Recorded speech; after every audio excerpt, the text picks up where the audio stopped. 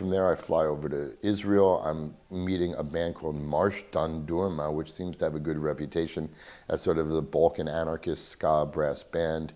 And I'm guest artist with them. I'll play some of their music, they'll play some of my music.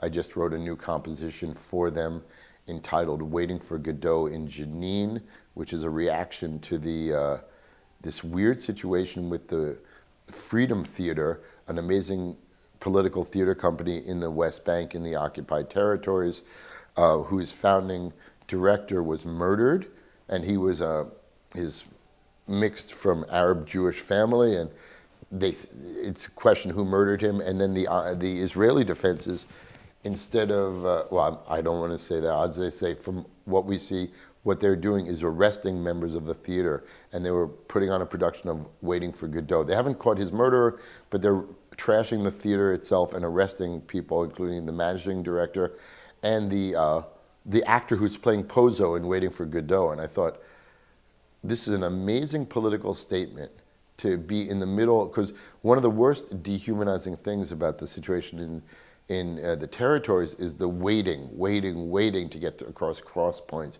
checkpoints. The Palestinians are made to wait. They lose half their life waiting in lines to get from point A to point B. And so for them to put on Waiting for Godot in this is so radical. And I don't know this for a fact, but it feels like, and that so scares the Israelis as a political artistic statement that they have to arrest the members of this theater company. So it's very weird.